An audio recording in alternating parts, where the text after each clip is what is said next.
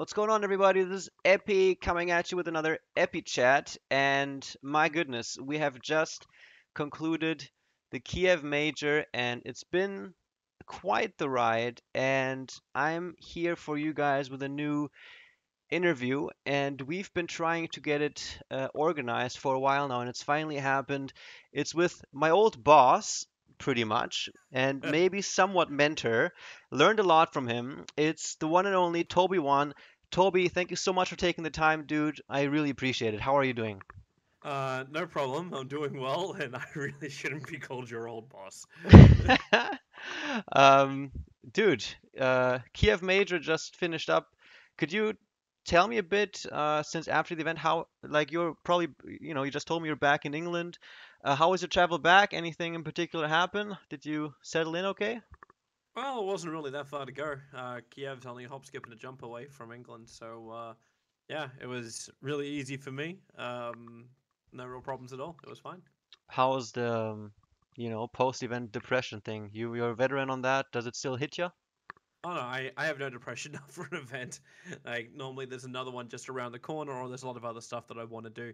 And because I moved into my home about like a week before I left for Kiev, uh, I kind of had that feeling of missing my new home. So I was very happy to come back. Oh boy. Okay. Do you live by yourself?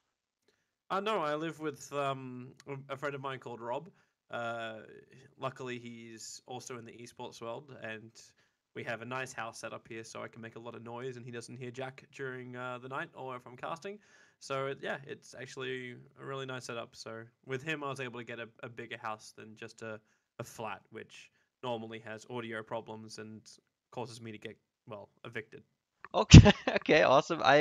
I'm not sure if you mentioned this on any of your streams already, but I'm sure that probably the kind of digital infrastructure must have played a role in your choice of kind of location in England. Are you happy with the way everything's going there? Your internet speeds and the services there. Are you I okay with the way? I don't think anyone's going to say they're very happy with UK internet Oh, ever. But it's like I actually had a guy out today at my house just double checking the line. It's not the greatest thing ever. At the end of the year, this house is meant to be upgraded to proper fiber, so it might get better in the future. But for now, it's tolerable, but not the best. But yeah, it was location more than anything else. Reason why I came here because it's just far enough out of London that it's close enough to London that you don't feel like you're too far out of London, and it's also far enough out of London that you don't have to pay about $1 million a month in order to mm. have a 3 bedroom house. All right, man. Well, I know that you've been really working your ass off in Berlin and different country and everything, so I'm very happy. I was very happy to hear that, you made the jump to England, and I'm sure you'll get settled in just fine. Let's discuss the previous event, the Kiev Major. From my perspective, it was a great event to follow. The production value was insane. You've been, on pretty much every event that is a well-known event. So how did you like the Kiev Major? Could you give us a quick rundown on just your general impression of the event itself? The Kiev major was great. It's finally nice to see a major reach the CIS scene. Hmm. I was actually kind of a little sad that Boston was over in America because America already gets TI, even though you can say West Coast, East Coast kind of thing. Hmm. But yeah, it was nice to have the CIS scene, which is a huge viewership and a huge player base for Dota 2, get the respect of having a major on their turf. And the event, like everyone turned up for it. I was worried that with a lot of ticket scalpers that the venue would actually end up being very empty or have the non-diehard people in there. So it was good. It was a great atmosphere. Um, it was a little bit weird for us English talent because obviously half of our talent was on site and half of the talent was off site Hmm. over in Bucharest, which was unique for all of us because I don't think any of us had ever done something in that kind of way before. So it felt a little odd and different. And we're all definitely gonna be looking forward to having everyone in the same location again. But it was a cool place. The stage was nice. I don't think it was really anything out of the ordinary, but it was a good enough mood that it was easy to enjoy the good Dota. Hmm. And the two things I did want to go in detail about in regards to the Kiev Major and your thoughts on him. One would be your perspective on the crowd, how you like the crowd, the atmosphere, the energy, and then also just the stage setup and such, the way the teams were introduced. Does that rank among like the more epic kind of stage setups? Not really. Um, the whole screen moving up, like I even experienced that at the ROG Masters when I was down in Malaysia. Hmm. So that wasn't too unusual. The animations were very similar to what has been done before. Like the stage was nice, sure. And the crowd got behind almost every team when they came out, especially of course Virtus Pro, with a little bit of bias. And every time a team was going up against China, they were also going for them. But I think overall the crowd was really into most teams. They leaned normally one way more than the other, but the same could be said for most crowds. Um, and yeah, it was fun. It was good. I don't think there was too much out of the ordinary, which I'd flag up. Hmm. And just so, and this is actually one thing that I'm now kicking myself a bit that I didn't research it properly because you know it was apparent that there was a split location-wise for the English talent. But could you help me out? Who was all at the Kiev Major apart from like At just the the Kiev yeah, major from the very start, you had Shiva and Slacks doing content uh-huh. with the help of Malastrix, who kind of has become like Slacks' lackey when it comes to events. You then had two commentators flown in only for the playoffs, which was LD and Capitalist, so they didn't work on the group stages. You had two play-by-plays, which came from Bucharest for the group stage, which was myself as well as OD. So we were the only two play-by-plays that worked the whole event. Hmm. And then you had Purge as well as Syndran, who were the two analysts who came over to cast the main event and obviously worked the group stage as well in Bucharest. Hmm. And Slacks was doing a crap ton of content there. Uh, did you get the chance, did you just want to kind of stay away from it? Did you not get the chance to partake in anything? Like, why didn't we see any videos featuring you? And pardon me if there is any, but I didn't see any where you were featured as well. No, there were none featuring me. Most of the videos Slacks does is with the players, and every now and then he does some quirky stuff with the other talent. And there was one opportunity which I had where I could have jumped in a video, but I was dead tired and really wanted to rest before I commentated. So I kind of came in that early to kind of nap and watch the games because the internet at the hotel was very choppy, so it was difficult to watch from there. So yeah, I really wasn't in the mood to get involved in one of those things. And to be Mm. in a Slacks video, I would really want to be in the mood. Okay. Did you get a chance to watch the videos? There was some crazy ones in there. Any particular one that kind of comes to mind that sticks out to you? I think he actually hit the mark with the Kundalini. The car Hmm. game was just perfect. Uh, like that it could easily tread on so many toes of players, and they all took it with great humor. So that was definitely the winning concept he came up with for Kiev. What do you think? What I think is so impressive about him, and I don't think that people that watch him or people in the Dota 2 scene, uh, well, actually, I think the people that can appreciate it are just not that many. But what do you think about it? Isn't it a very difficult skill to kind of navigate the mood and the players and the way that Slacks does it and kind of keep it, on this in this entertaining kind of vibe? What do you feel? What are your thoughts on it? Well, Slice kind of has this personality, and the way he approaches things is perfect because no one's like, "Oh, I wonder if he's going to say something inappropriate," because no one's worried Slice is going to say something serious. As long as it's not serious, there's you don't really feel like there's any consequences for you being involved, and that makes for interesting content. He just brings that out in a lot of people, so it's yeah, I think that's the reason why at least most people don't fear being involved in a Slacks video. Mhm. And your experience as talent at the major, there's obviously some events probably where there's some parts about it where you probably expected something different or it may inconvenience you in a way. How was the treatment that you received over there? The treatment was fine. Uh, they kind of catered for all of our needs. It was odd traveling in between group stage as well as main event for a Valve event. Like I haven't done that since probably TI3.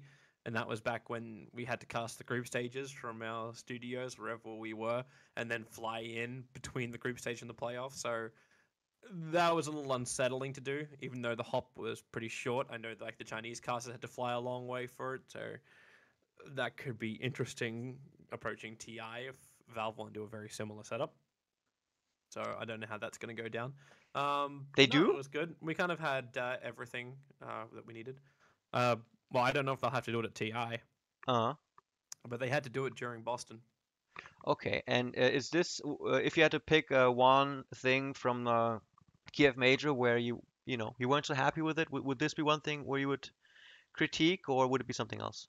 I think every caster would say they would like to be there from the very beginning, and every panelist would like to say they would like to be closer to the panel, closer to the players, and closer to the actual event. Because there's just so much information you can gain when you hang around with the players. You get the mood, you get the feeling, you get the atmosphere, and that can't be done anywhere near the level when you're off site. So it will obviously be one of the critiques, and we already gave that feedback to Valve. Okay, okay, that sounds great. Also very understandable. You want to be, feeling the magic and be close by. Um, how were the working hours for you guys and the talent? Was it manageable? Because I keep, reading that this is actually quite the issue in esports. Well, it's an issue because there's so few people who are perfectly qualified to go up there and do it.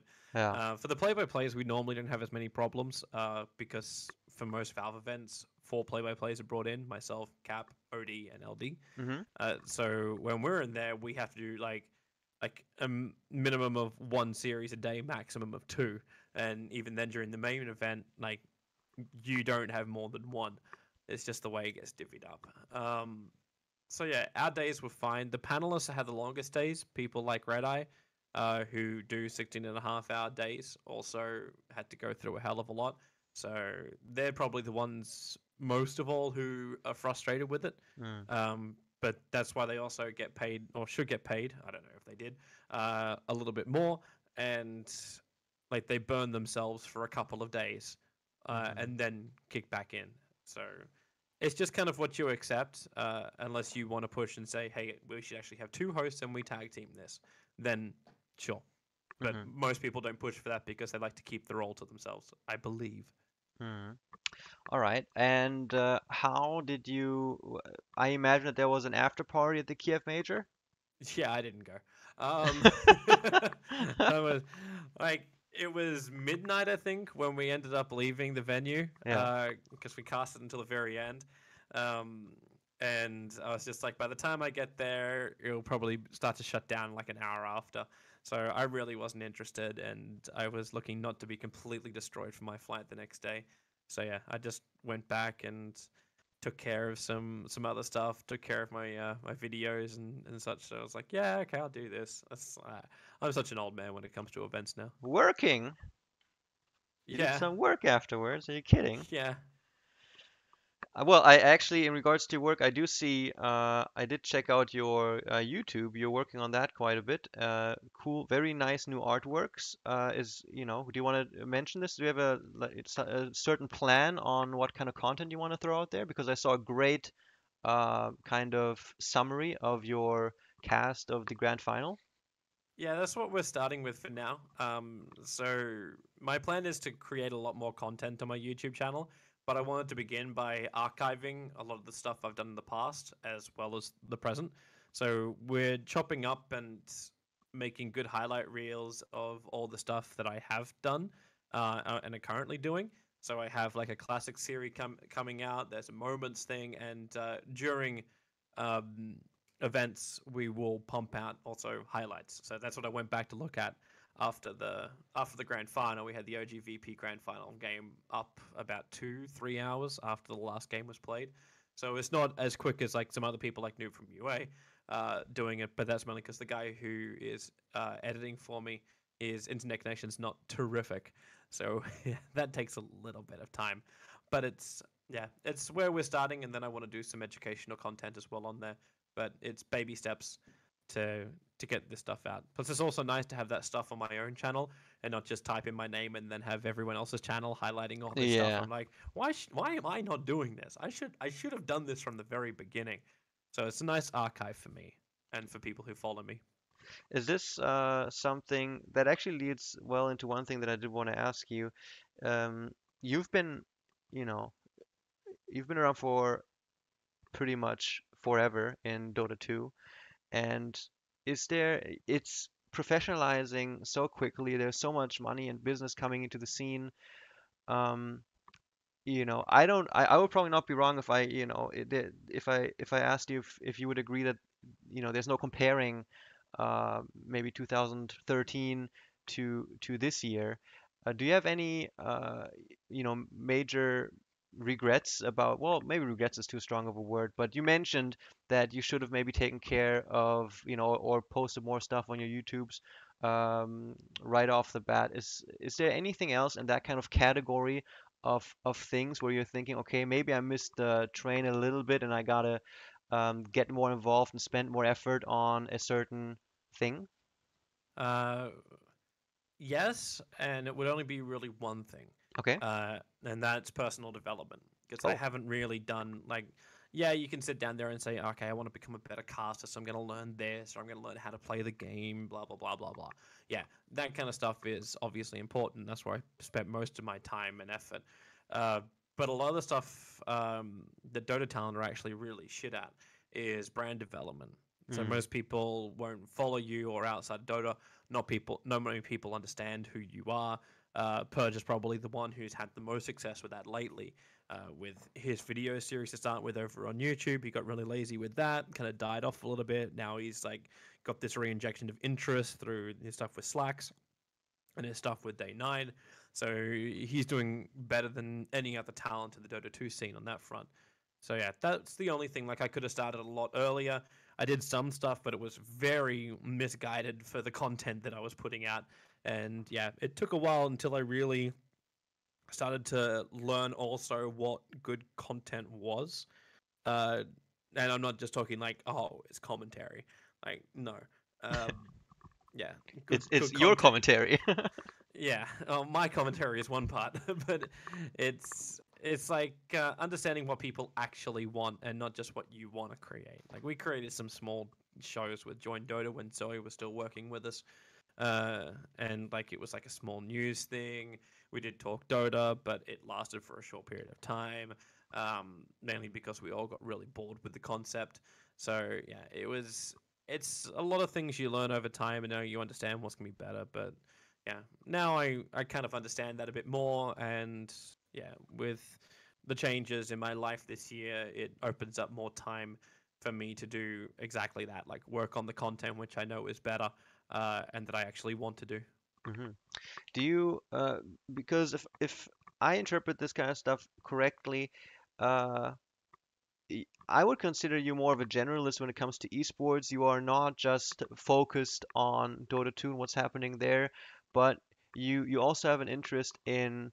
I think Overwatch is a big esport for you at the moment. Is that correct? Not at all, actually. Yeah, Oh, I am I so love sorry. I love playing it. Uh-huh. I haven't actually had time to play it much lately. I've been addicted to other games, so I've actually been having more fun with Arma 3 and PlayerUnknown's Battlegrounds. hmm Is where I spent more of my time lately. Um, but yeah, I never really considered myself a one game kind of guy. I never was at the very beginning. Even actually at the beginning, I was doing three games. I was doing Vanilla COD, COD Duo, as well as Battlefield 1942. hmm So I started doing Dota, and even then dedicated my time into two games. So I was Call of Duty and Call of Duty 4 and Dota 1 in Warcraft 3. So it was a different time back then, and then Dota 2, like I realized I needed to commit 100% to make that work. And of course, the project I joined was only Dota 2. So even though the company was a little bit of everything, the project itself was only doing one thing, and that was Dota 2. hmm So it was interesting when I kind of like you start facing the decision of how long is Dota 2 going to survive? Do I want to do other things? Do I want to get interested in other things? I am interested in this game. I want to look in a way to do that. And then you're fighting the stigma that you're a one game caster, and yeah, that was Have you that run was into challenging. this? Like, so did you try to get into just, for the hell of it, try to get a gig casting, getting involved in another esport, and you got you had to fight it, and it maybe didn't work out due to this kind of stigma that you just mentioned? I don't think the stigma was really an issue when I tried something new because I worked with PGL to do with their CS:GO league, Yeah. and that was more of a just a bad approach from me. Again, learned a lot about what you do when you try and enter an already established scene, um, and then of course now I watch other people try and do that in Dota, and I'm just like a little bit of guidance. They could have avoided all the same issues all the same problems and I'm sorry, just because things I this is made. one big thing that you are, for the people listening in. The first event I went with Toby, and it was it may have been the last one. It was DreamHack winner, I think 2012. And what I respected so much was I did an interview. One of the first interviews I did was with Puppy, and I was so nervous doing that interview that I didn't do a good job whatsoever. I got ripped apart on YouTube a bit, and you were so constructive with your feedback and criticism. You said you saw it, so you obviously saw all the crappy comments and stuff, but you didn't focus. You just gave me constructive criticism, and that's what I appreciate so much about you. So what I would like you to do, because you just mentioned you see this happen, and we'll get back to this PGL thing as well, but what are some pointers for people getting into Dota 2, or some things that you see people do that are trying to quote unquote make it in Dota 2 right now, where you would, want to advise them differently? Is there something that comes to mind? Yeah, so when you enter an already established scene, you have to understand what is already there. So for Dota 2, you'd look and say, okay, so you have me and OD for Hypecast, you've got Cap for knowledge play by play, and you've got LD with the great use of his words. Like he is so talented linguistically. So I'm you look at those types of casters, and we're just going to like look at the play-by-play thing. If Hmm. you're coming in as a play-by-play caster, and then you go, okay, what do I offer which is better than them? Like, what actually is it that I offer? And if you come in and you offer subpar knowledge and you offer a patchy play by play because you don't remember all the abilities or you don't blend it nicely together, are you crisp and clear? Do you have a quirk with the way you say something? Is your accent just awesome? Is your voice like on the level of AC? Like, what do you bring to the table that will make someone want to listen to you over listening to somebody else? And it's not because I want to see you in competition with somebody else. It's Hmm. because the viewers are going to put you next to those people and say, okay, so we are now headed into TI7. Dota 2 has been around for 6 years now. In Warcraft 3, Dota has been around even longer. So, and you're competing up against people who cast the Warcraft 3 Dota stuff as well. Yeah. So, how do you break into this very established game and prove yourself? And a lot of people don't get this. A lot of people believe it's just as simple as becoming a streamer, where I just download OBS, I connect up a Twitch account, and off I go. Hmm. I'm streaming off, and hey, everybody, I'm a streamer. Hey, everybody, I'm a commentator. It doesn't really work that way. So when you come into a scene, and this is what I fucked up with Counter Strike, Hmm. I came in and my caster pair was not great. I was with what is now the most talented play-by-play caster in CS:GO, and me as a play-by-play caster was trying to play-by-play as well. So the combination didn't really work well. And of course, the guy who's got more knowledge and is more smooth with his transitions, which was Atticus, um, who was the guy I cast with, obviously is going to look a hell of a lot better than me, and I'm going to look like I'm treading on his toes. So Mm. visibly, already the CS scene sees me for the first real time, and I'm not looking good in that scenario. Now, I did a tournament about a month or two after that where I cast with Henry G. Now, if I cast with Henry G during that first tournament, it probably would have ended up a lot better for me, and I might actually still be casting CSGO to this day because Henry G and I were able to properly click, Hmm. and he was able to make up for the lack of knowledge I had, and I was able to balance out the hype and the rhythm of the cast. So that worked nicely. So choosing your right co-caster, choosing your right pair is also really important going into the scene. And then the last thing is public image when you go in. So with all these things I talked about, you pump them all together and then you say, okay, what does the general viewer view me as? Do they view me as the expert? Do they view me as the hype guy? Do they view me as a hybrid? Um, how do they actually view me? And if you go out there and you say something along the lines of, I'm just trying to learn the game, but I really enjoy the community. I hope you enjoy my cast as well. That's not going to get you anywhere apart from being a tier 3 caster forever Hmm. because everyone's going to see you as a guy who knows jack crap. Like, I already fight that stigma. Um, so why would anyone else want to say, "Oh, let's get a guy who knows less than TobiWan"? Like, if you get that phrase, you're in a lot of trouble. So it's something you have to think about before you go into a scene, and then plan around it. So either build up your knowledge, build up with a co-caster, so you actually build up your synergy with a pair, make the right choice for the pair, and then really self-reflect. That's why I always suggest to people they start with national coverage before they try and do international coverage, because the national community, while it's probably going to be still very critical, it's going to be a lot easier to repair any kind of damage that you may do to your reputation when you do it nationally than if you did it on an international stage, Hmm. where you then compete against the entire world and not just one country of casters. Yeah, the best of the best. Hope you guys are taking notes, guys. And one follow-up to that, Toby, if yeah, you also back in the day when I was still a bit around, you already were at the peak, but I remember quite vividly that you were also still extremely hardworking and still um, all over, Dota 2 content. You were consuming it a lot. You knew about everything that was going on, and you were also very active when it came to, gauging feedback and how can you improve and so on.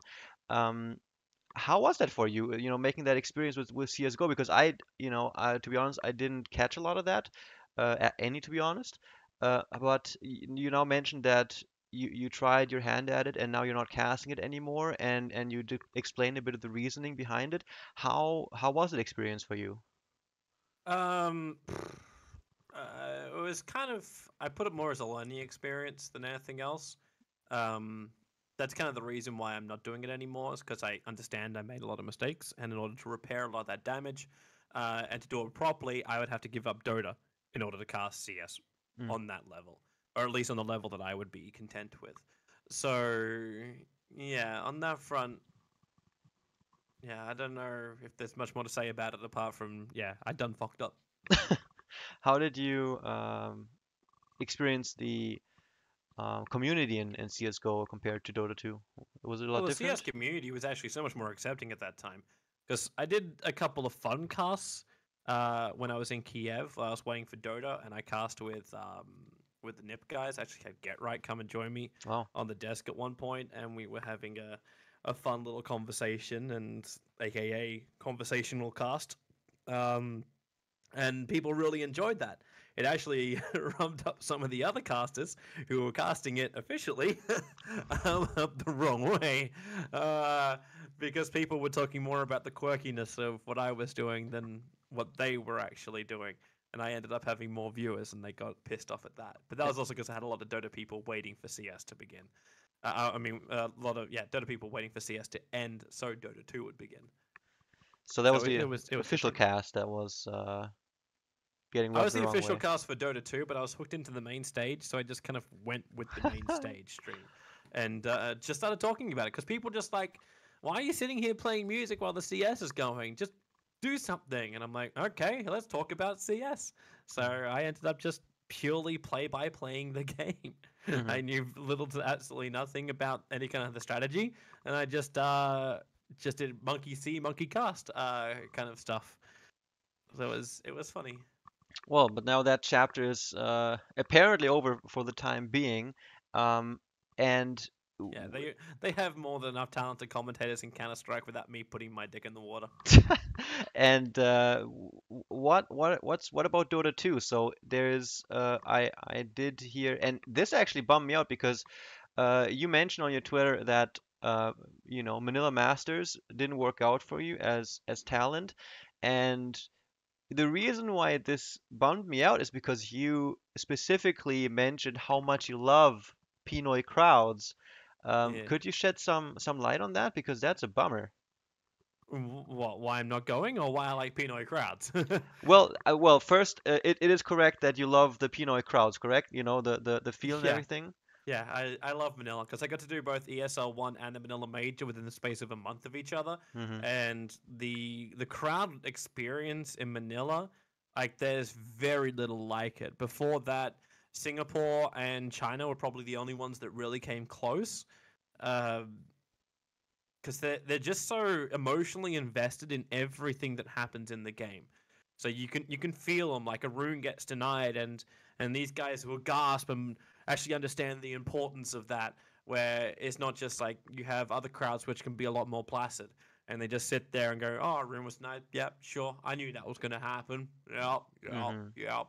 Yeah, in Manila, it's so different. Everything which helps their team win or lose is just like that just means the world to them, and that kind of intensity you get in Manila from the crowd is because of that.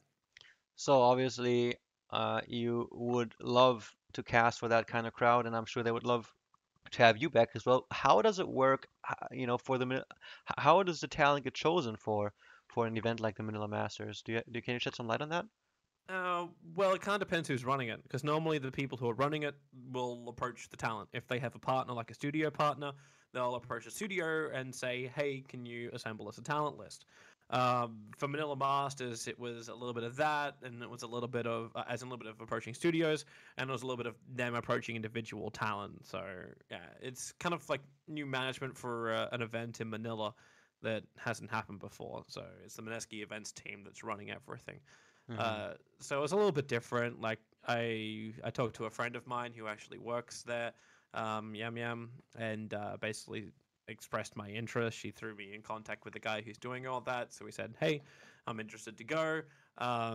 Gave him a quote, and yeah, then they were basically just like, "Yep, that's yeah, this is our talent list. Yeah, we won't be using you this time." So I'm like, "All right, fair enough." And they already filled the role. Like for an event like that in Southeast Asia, you don't want to be spending all your money on bringing in talent, especially like if you pump in all the tier one talent. So bringing in someone else like Trent to sit next to OD and LD, like that makes a lot more sense because then you also don't have that bigger decision who casts grand finals, who casts things like that. When you have OD and LD, it's definitely going to be one of them. Where if you have me thrown into the mix, there's a huge question, and you could just start pissing people off. Hmm. So yeah, it makes sense to balance your talent with new as well as old. Um, so yeah, it's disappointing just because I really enjoy doing events in Manila, but it's their choice. So fair enough. Hmm. Um, is the question of who uh, gets to cast a grand final still as big a deal as it was? There was one international. I think there was a lot of talk on forums about it as well. How was it, for example, for the Kiev major? Is there a certain system behind it? What caster gets to do the grand final? How does that even work? The casters aren't involved in any of the system Yeah. when it comes to Valve events. Like it's either decided by Valve or by Beyond the Summit. Not Beyond the Summit. By PGL for this one. Hmm. So yeah, it's we're not involved. We get given a list the night before the next day, and that tells us what we're casting the next day, and we just roll with the punches. Oh, okay, got it. Um, you are also very artistic. You know, you have a big interest in theater and stuff of that sort. There's a saying, there's a lot of you guys will know Key and Peele. Um, I saw an interview where they said that, the number one rule in improv and theater is to just say yes. You know, if you work with someone on stage that, you don't make them look bad. If there's something happening that you disagree with, you roll with it, you do what they want you to do, and then you can discuss it afterwards. Or when you're on stage, you just say yes and you're a team. How much do you agree with this rule, and how well is it kind of being adhered to in the Dota 2 scene? I don't know about the just say yes rule. If it's your director in stage and theater, then yes. You Hmm. just say yes. And if you do wish to debate it, you debate it very, very politically and in a very nice way. If it's the producer, if it's just another actor or someone who's not next to you, then no, you don't just say yes unless you're in front of an audience. If you're in front of an audience, you don't debate. You don't do anything like that. You make the show as best as you possibly can, and disagreeing with someone directly on camera about something which is really stupid doesn't help anybody and just makes the entire situation hostile. So, yeah, on that front, you don't say, like, you just say yes, or you smooth it over nicely, and then you just push on to the next topic and you move on. Hmm. And that kind of stuff, if it is a problem, like a real problem, you just sort it out off camera. Hmm. And how, because as from the outside looking in, it appears that the Dota 2 kind of talent crew, just a whole package of people, seems to have gotten super close amongst each other. Um, compared to maybe 2012 to 14, it may have been a bit more segregated.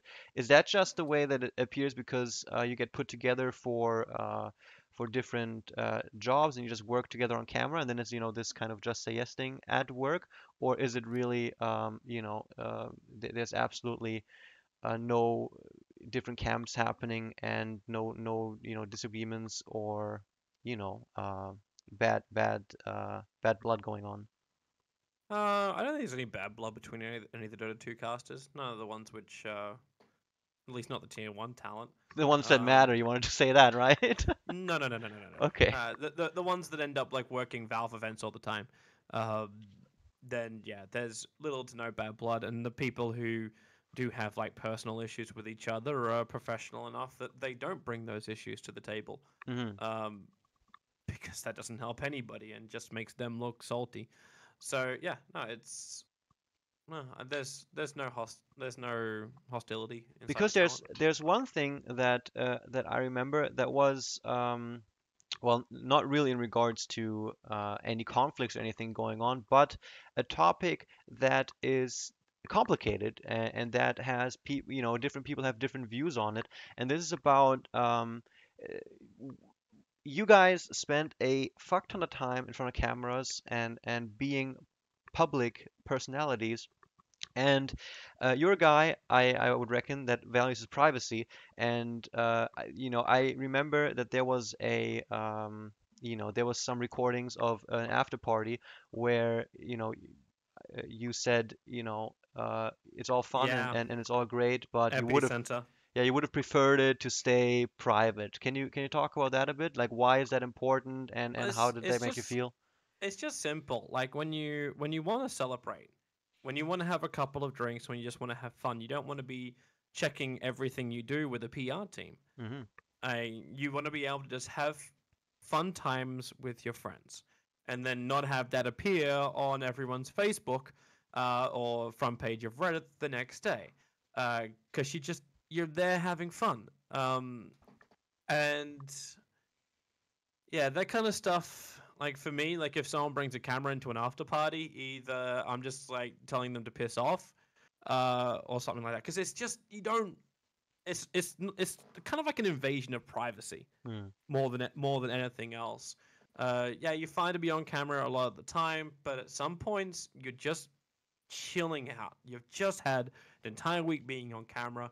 I don't want to still be worrying about everything that I may or may not do, which is appropriate. And when you start drinking, that becomes a larger concern because your judgment gets a little clouded. Uh, and then sometimes when you're just having fun yourself, like doing things like karaoke, which was what the video was, and with Bulba and Shiva dancing, like that thing comes out and you're like,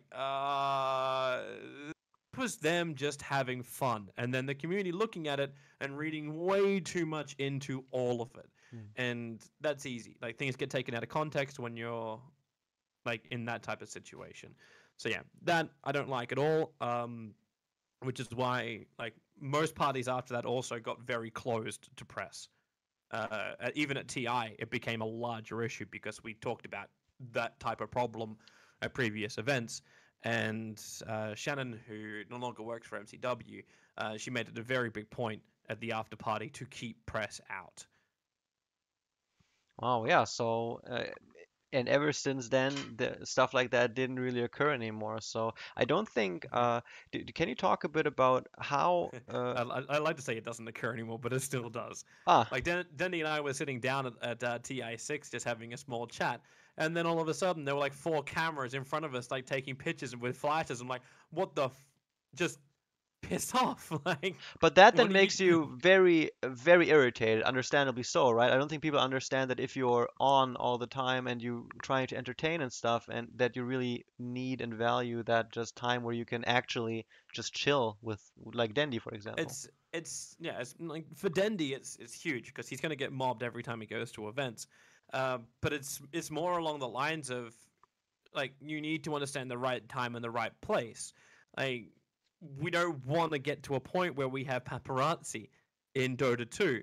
And when you come to an event and a special pass gets you into this special event, aka the after party, this isn't just a ticket to take pictures that no one else has seen. There's a reason why Twitch chat reporter got shut down because they were crossing borders into basically private areas where the press is not allowed, and they broke those rules.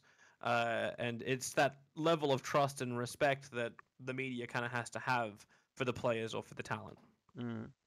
All right, so we got that checked off. That's interesting. Do you how is your sleeping? How is your fatigue and stuff going on? Because I remember that, you mentioned that you would like to have a bit more regular sleep, schedule and stuff like that. Have you been able to work on that and improve on kind of your overall health and how you approach casting, doing it a bit more healthily and more balanced out? Uh, yeah, no. You're trying. The sleep schedule's kind of a little bit different. Like I bounce around that a lot of times, but health-wise, I'm normally eating a little bit better. I'm taking care of myself a lot more. Another reason why I look to change lifestyle a little bit. So both location as well as things I do daily. Because yeah, losing a little bit of weight and getting myself back into some kind of fit state, keeping a regular like sleeping schedule. That's that's not happening that easily because it's me. Like if I'm enjoying a stream, if I'm enjoying a game, I'm not gonna stop. I'm just gonna keep going until I eventually say, okay, I need to stop now, because my eyes are closing. So at that point, sure, but before that, nah. Your body, It's yeah, your body has to stop the party. Do you plan on getting, in terms of hobbies outside of Dota 2, even, maybe now that you've moved places, are you considering going back into some sort of, um, artistic field, or are you perhaps even doing that again? Or you consider doing There's some theater singing? actually there's some theaters around here. It's a little bit more difficult to do theater work just because it's a large time commitment to do that kind of stuff. But my housemate actually did it the other day while I was away. But there's this thing called Sunday cricket, so you just rock up on a Sunday and play. Hmm. So doing things like that is something I really want to do. There's a place that's like 5 minutes drive away from my home, so you can just pop down there and enjoy a game on the weekend and get some good exercise out of that. Okay, but singing and so on, that's just something for the shower. Shower, stream. Okay. um, yeah, I thought about actually doing some quirky cover videos and like cover songs and shit. Yeah. So I'm wondering if I'll actually do that. That's one of those things that when I made a list of things I want to do on my YouTube channel, it set up there pretty high, but it has a couple of issues to make it work. So yeah, if I overcome those, sure. Well, listeners, this will be the opportunity to spam the fuck out of his Twitter. If you would like it, you should unite and just hit him up, let him know if this would be something that you would enjoy. Because when I saw, when the whole thing got a bit bigger, and there's actually some very talented people doing these cover songs, I was wondering where you were at. Have you? But you're seriously, you should do it, dude. Any Yeah, concrete well, ideas? Have you ever, put any time toward it? Have you had any I've cool ideas always on had it? ideas. I've just never recorded and published anything. Hmm. Well, you are your worst critic, eh? Always. Um, okay. Wow. Time is, we're gonna slowly start wrapping things up. Um, one piece. Let me switch very rapidly here.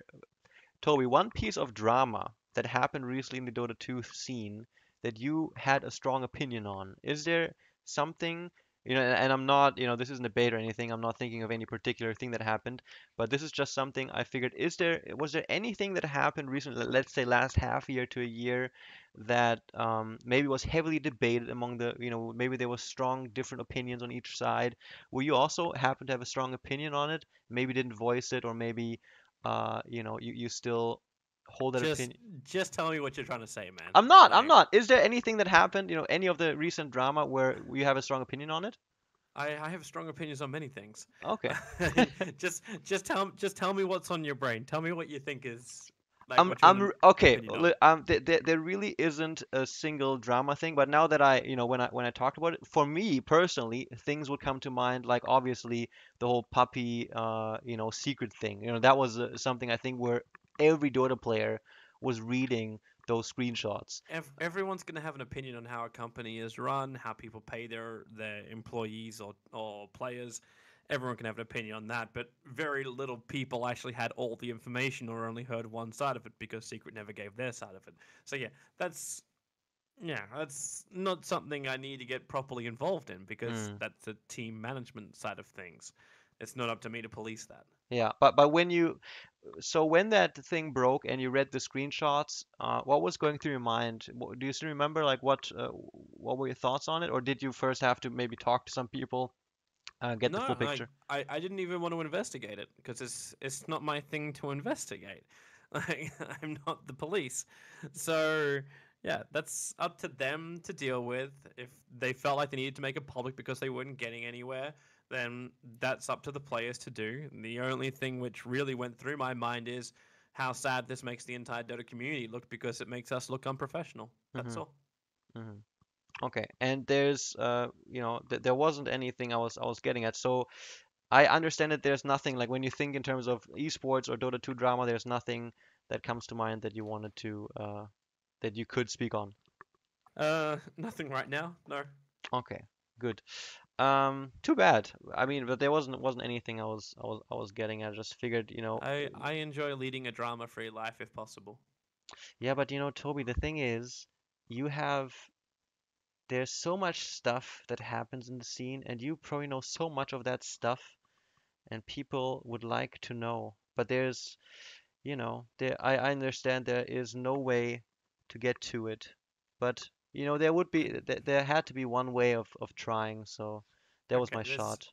very simply, if there is drama, most of the drama is better dealt with when it's not public, when it doesn't have everybody assuming what's happening between the lines. This is why, like, if people feel the need to blast out drama, then all they're looking to do is get their own little bit of fame in the scene. It's nothing more than that. The only other reason I would at least find acceptable is if you've really exhausted every other opportunity that you felt you needed the community's movement in order to actually gain something. That's all. Oh, I agree with that totally. Doesn't change the fact I'm a sucker for drama and I love knowing this type of stuff. Is there anything that happened in the Dota scene where you thought it was entirely appropriate to go public with the kind of stuff that happened? Nothing on mind. Okay, good. Um, join Dota. Um, when I heard that you were moving, I was actually wondering if this may be, the end of your stint at Dota, but it appears that you guys are just linked together forever. How how is the project running, and are you content with the way? Because I remember that you said, and correct me if I'm wrong, but I'm going to paraphrase it. You said you hired a lot of people, you were doing a lot of things at Freaks and trying out a lot of stuff. Maybe the quality was suffering a bit, there was no clear direction, and then you kind of maybe cut down a bit and start focusing on a few core aspects. Is that fair to say? And Yeah, how? that actually sounds like an answer I gave my AMA. Yeah. Um, and very simply, I'm not going to say it's me doing it. The management team is different now. So we actually have a guy called Vash and KitKat working together to clean up all of the crap which is piled up inside of Join Dota. So they spent the first 6 months of his management time basically fixing all the mistakes of everyone that came before them. And that's what I meant by cleaning up and chopping off the extra crap in order to focus on what can be made good. So most of their focus has come in towards news writing. Like you'll see, actually them doing a tournament right now. Uh, Studio improvements, everything's happening up across the board just to understand that like you can try and do everything, but if everything is shit, there's no point in doing it.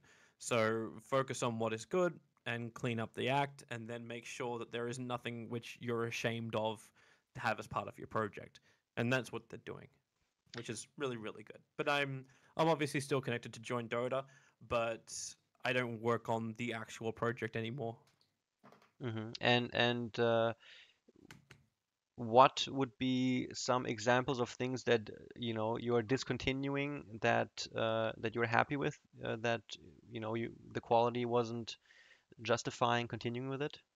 Well, having a full-on studio was a good thing to get rid of. It was an expense that we really didn't need, and actually, we ended up giving most of the resources to other groups who have a lot more talent inside of Berlin. So all of the German content producers ended up using a lot of that gear that we had, as well as the space, because we didn't need it. We weren't doing big productions. The age of the studios in Dota 2 just is, well, dead, to say the least. No studio is fully 100% dedicated to just Dota 2. Even Beyond the Summit, who probably creates more Dota 2 content than anybody else, uh, probably makes more money off every other game and has more opportunities off every other game. It's just the state of Dota 2 the way it is. Hmm. So that's excess stuff that JD didn't really need, and with the departure of Cap as well as Blitz, that decision became a lot easier. So now, like Gareth is still there creating some interesting content when it comes to educational stuff, which he puts on the JD channel, as well as casting the Mr. Cat tournament, which is going on at the moment. So like he's got a lot of work he's able to do. I'm going around doing events. I'm focusing on my personal content. Like this is this is us being a lot more efficient and useful with our time to create content that people actually want to watch, and Hmm. not just content for the sake of content. Hmm. And how has the decision to remove yourself from kind of organizing the project, how has that impacted your life and your mood and so on? How are you feeling with that? Well, I'm a lot happier. Because mainly I get to do what a lot of people always said I should do, which is focus more on me, um, which feels a little selfish in some ways, but in a lot of other ways, it's kind of what I needed to do. Worrying about a very large project while I then go off and travel and do events, like it's a lot of stress to add on, and you start making really bad decisions because you're stressed about something else. So you get stressed easily about something which you should never be stressed about. So yeah, it was kind of clouding my judgment a lot, and like leaving me in a more creative world and not just in a world which is um, very business orientated. Was a good change for me, and leaving that type of work to people who are a lot more qualified and a lot more experienced with it was a very good choice for me. Hmm. And so, from that answer, I would gather that, during the time that you were involved in that aspect of the game a lot more, that it was probably very stressful for you, and it probably impacted the way you dealt with things, or your mood perhaps. Was there, looking back to that time, is there anything that you could share with us that you perhaps regret? For example, like, we're at an event and you, I don't know, burst out at a fan that would just want an autograph from you. Were you just No, tensed up, or I've was it not as bad? I've never done that. That was probably the decision of what game to cast during the group stages of TI, Hmm. which was like kind of shitty from me, and that was pressure being applied from other points, and just bad choices from me on that front. Um, but since then, I've been a lot better with things, Hmm. a lot better at managing emotions, because that's always the problem, right? Like you get emotionally invested in the success of something, Mm. and then it doesn't go your way, and it triggers you a lot harder than it normally would if you're having a rational thought about it. So while I still get emotionally invested in some things, I don't let it really get to me if that doesn't work too well. I look to something else. So that's just something which I've learned over time. Mhm. And what was, may I ask on the details of that incident there that you talked about with the group stages? What happened there? Oh, I was given a really bad game to commentate, and I was like, no, I want to cast the Tongfu versus Na'Vi game, Mhm. um, and I just took it upon myself to cast the Na'Vi versus Tongfu game. So it was just that choice. Okay. And if I may ask this directly, so the person or persons that probably were inconvenienced by that decision, did you talk it out with them already and maybe, said something and explained or? There was no one. Okay, it was the viewers. It was the viewers who were inconvenienced by it, because at that point, um, there was like Dota TV Mhm. uh, didn't have an English stream Mm. inside of it for one of the games, and it wasn't up to us to do that. Like we weren't being paid. Uh, we had no requirements for that. It was just Valve saying, "Hey, it'd be really nice if you could just cast all the games." Mhm. Uh, so we've divvied all these games up, and we just gave some out to these guys, same out to these guys, and like blah blah blah blah blah. So it kind of all got farmed out a little bit, and it was when Valve still looked at this as like, oh, everyone should just be really happy to create content for the community, and this should be your only drive. So it was a different time, a very very different time. Mm. And can I ask you in your opinion about the uh, the development of Dota and especially like the coverage in tournaments because you mentioned that studios just covering Dota don't exist or pretty much don't exist. They as you mentioned, BTS is a great example as they cover a bunch of other things as well. Are you do you think that's just the way it is? Do you have any thoughts on it in terms of maybe constructive criticism, or do you not really get involved in that type of thinking? You don't really care about this thing. It's oh, I definitely care about that part. That's Mm, actually what has been annoying me most of all.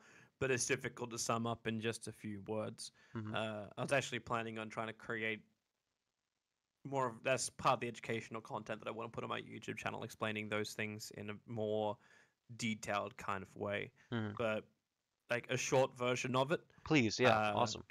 but don't pick apart the details of it for anyone who is listening, because obviously there is a lot more to it than what I would just point out now.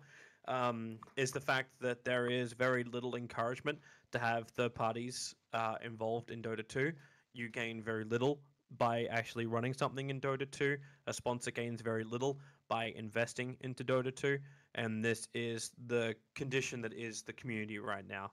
And it's not, when I say the community, I don't mean as in the people involved in the community. I mean the structure of it all.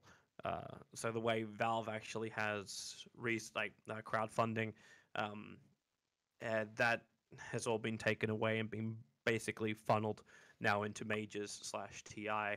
And because the majors are all white label except for a production company like PGL, there's little to gain for an organization to actually remain in Dota 2, because they top out. They top out with an event on the level of Dota Pit or Epicenter. You can't get any higher than that. And that's the issue for third party groups. That's why they disappear. And that's why most groups who actually do something in Dota, like I mentioned Dota Pit, I mentioned Epicenter, like there's CS Pit, like they they do their CS:GO stuff. Epicenter also does CS:GO. Everyone does another game, and this is also the nature that it is esports. You can't just run one game, because then you limit your company. At the same time, with Dota and the scale that it should have been on, it there should be companies which are primarily Dota, and the extra stuff they do is like Counter Strike or something like this. And this is just not the case. But I'm really not knowledgeable in this type of thing. So why is it um, so tough for like let's say Samsung or like some huge company? Why is Dota 2 not as attractive right now as it could be for these Why companies? would I put my money into an event if I didn't think it could grow anywhere? Hmm. Like if I'm going to if I'm Samsung and I invest into, let's use an old tournament, the defense, Hmm. and say I'm going to put money into this. Great. Where does that go from there? Like, where does the defense build up to? Do we run the greatest LAN event ever? Okay, fantastic. The the players still only care about playing in a major or they care about playing in TI. Now I have no way to actually connect my tournament with these primary events. And unless I'm going to be involved in the three biggest events of the Dota 2 calendar, why do I, and I know I can't in the future, why would I actually spend my money into a competition like that? And in order to actually keep on par with those competitions, which have $3 million or plus prize pool, or like TI $20 million, uh, I need to put like $500,000 into prize pool alone. So all that money which I could have spent on bringing in better production, bringing in better talent, bringing in like great stage constructors, so we actually have this wonderful generated stage which just blows people's minds. And then no, because I've done all of that, because I've pushed the envelope of of the production of the whole event, that I would then get respect to knock me up a level and potentially be number one. You always want to fight to be that number one in the scene, the person that the tournament with the most amount of respect. And this is something which you can't achieve in Dota. So again, I ask the question: why would I start investing money into a scene where there's no room to grow? Hmm. And is there an esport where you would think maybe even if it's not ideal, but this is a generally good way that this esport is running things? It'll be Counter Strike. Hmm. Uh, the advantage of having like the players are probably the ones that get hurt the most. Like in Dota 2, the best people who win are the players No. because there's so much money in the prize pools that it's quite easy to actually make a decent amount of attending events, especially if it is a Valve event, especially if it's TI first position. Mm. So that's fantastic. But in CS, the prize pools are lower. But because the prize pools are lower, no tournament really gets eclipsed because the prize pools are all sitting around $3 million. So even if you do have 500,000, that's still okay, and everyone's okay with this as long as the event has a lot of quality behind it, or at least a good brand. And then those brands build up, and then as the brand builds up, as that brand proves itself, then Valve can class it as a major if their current major has fallen behind in standards. Hmm. And this is where you have that step up. I can be involved in the primary circuit. And if I'm not involved in the primary circuit, I can still be involved in the minor circuit, which will eventually get me into the primary circuit if I want to invest, if I want to be better. And then I can be classed as a major. I get my $3 million for the prize pool, and all of a sudden, I'm playing with the big boys. Oh, wait, I am one of the big boys. And all those sponsors that I had that helped me up through the minors are still with me, and I can bring new ones on board as well because now I have the respect of being classed as one of the three or four major tournaments in a year. Hmm. Well, that makes a lot of sense. Thanks a lot for the insight, dude. Um, Staying on the topic of perhaps other esports or the esports hemisphere in general, and afterwards we'll start wrapping things up. Um, is there someone in the esports scene that well, you probably respect a lot of people, but is there someone in particular that you respect the shit out of? In the esports scene, Yeah, in the esports scene, if is there some one person or one I esports? have I have a few people, but I wouldn't want to list them by name Hmm. because they're normally a lot better at working behind the scenes. Oh, really? Okay. And by listening to my name, people will be like, I have no idea who the fuck these guys are, unless you're in the scene deeply, and then you'll be like, oh yeah, this guy actually changed the face of esports. So yeah, Hmm. I'm not going to put these guys up on a pedestal. All I'm going to say is that yeah, there's a few people who I like working with, and there's a few people who like I would love to work with in the future just because they are really motivated correctly, not motivated just by money, and they understand the scene where they don't burn the money that this scene needs to flourish with. All right. Who would you say is the one person in your mind that has had such a big like what is the one person from your experience where the delta in impact on esports and Oh, I known. wouldn't I wouldn't name one person because it would lessen the others.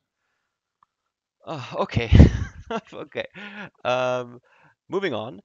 Um, then no person named and famous esportsers, anyone that you look up to because they are an amazing caster, is a funny person.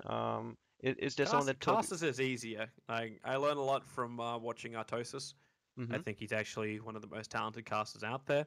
I think Sadakist actually has a lot to teach people as well with the way that he structures his play by play. So, yeah, with the two of them, they're definitely up there. A lot of my other casting influences are actually from non esport games.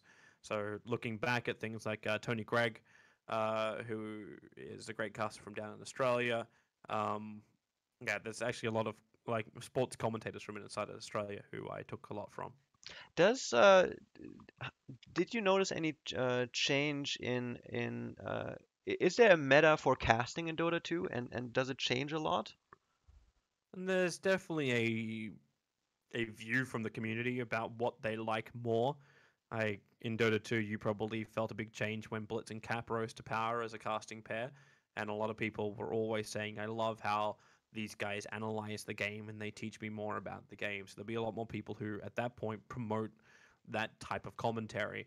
And then at other times, you'd be like, "Oh no, it's more the entertainment side." So then you see more threads about me and OD Pixel. And it's like, yeah, these guys are doing fantastic. The other guys are slipping a little bit. Blah blah blah blah blah. So yeah, that kind of stuff is said a lot, but you could also have both of those things said and upvoted to the top page of Reddit at exactly the same time. So it's all about who is really screaming more the loudest at the time. Mm, So the best thing is to ignore any kind of custom meta as such, and just focus on doing a good job for the people that you are trying to target. mm. And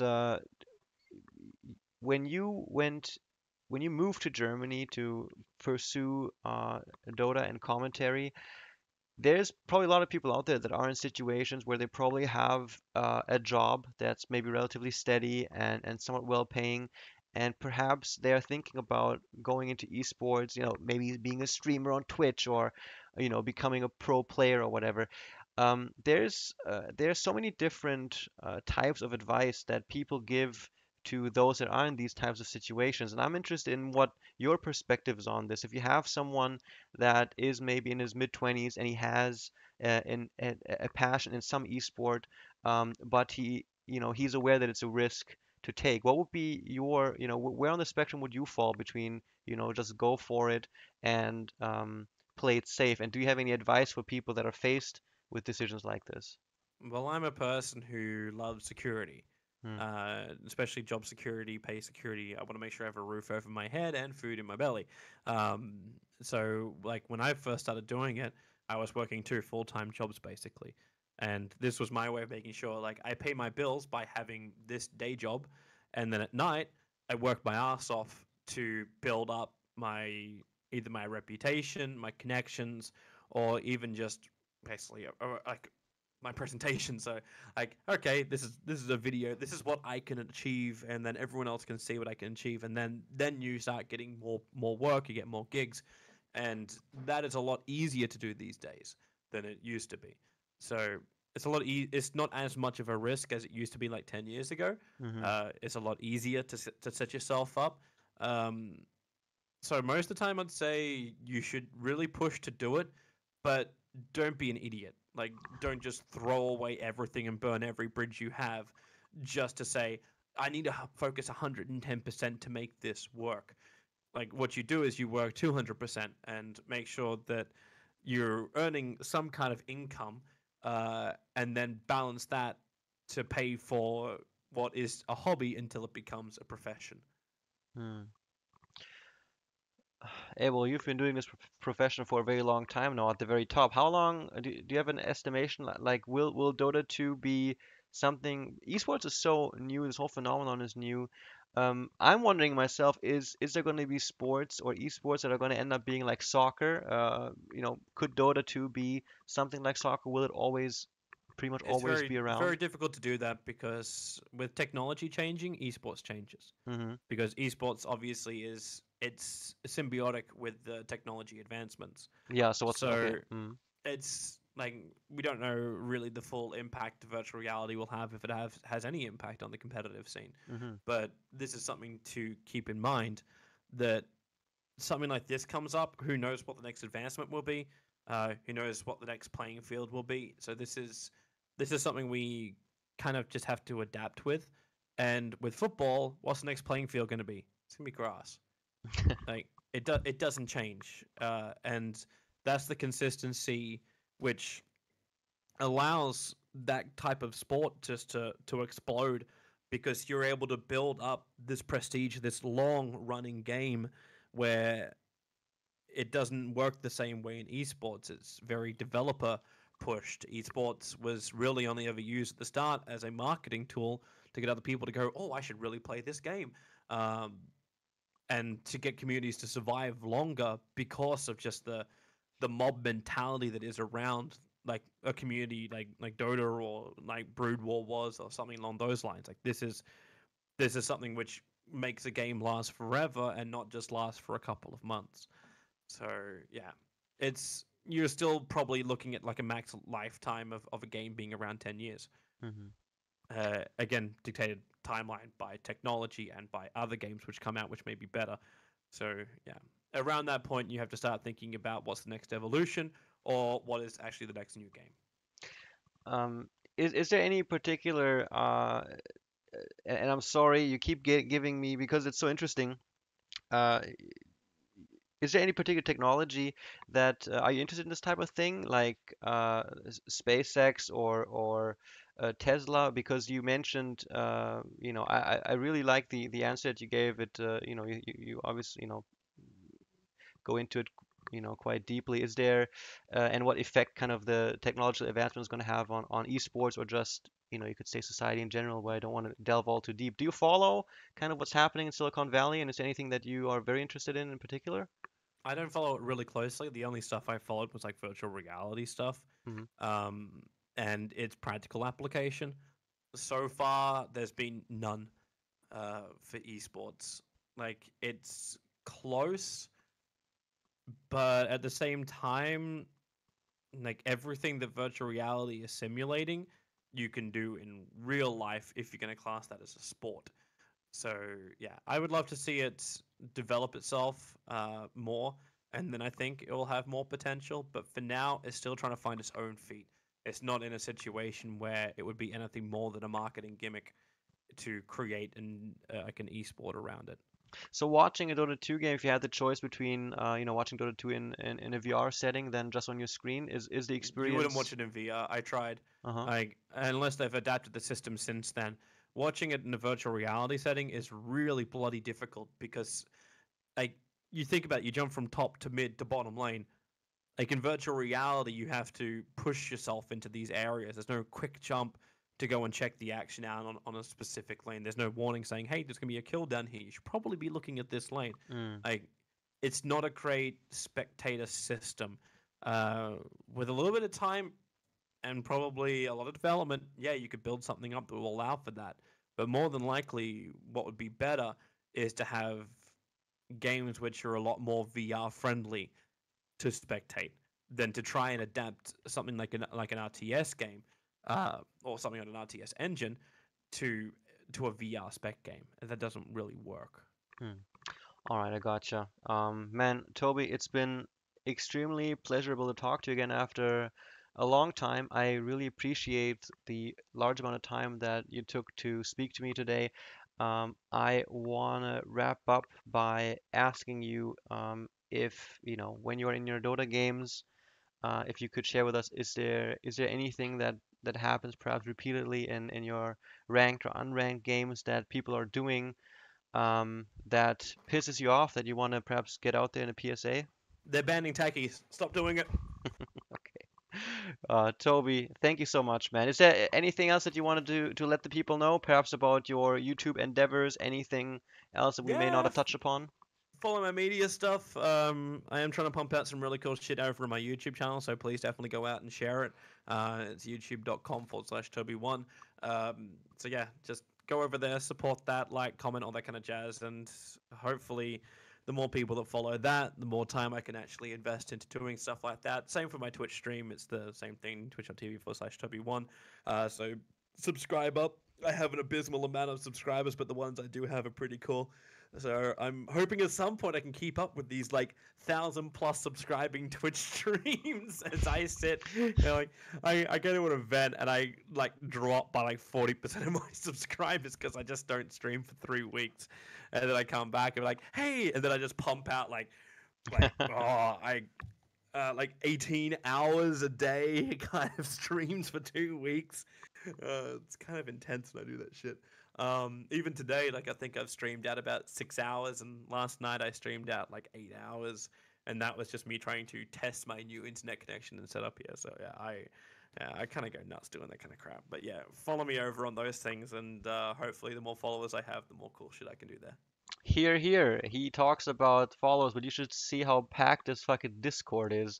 Um, I will throw the links in the description. Be sure to hit Toby up and spam him if you do want to hear him doing musical, parody songs, perhaps. Get him motivated in that regard. What's your upload speed in England? Terrible. It's like 5 up and about 30 down. All right. Well, the up isn't well. It's It's enough to stream for now. yeah. I'm hoping like what they told us is correct, and at the end of the year they'll upgrade the street to fiber. hmm Toby, it's been a big pleasure talking to you again, my man. I hope to see you around at some event where we can perhaps chat again. Thank you Mm-hmm. very much. Have a great evening, my friend. See you soon, man. All right, thanks, Epi.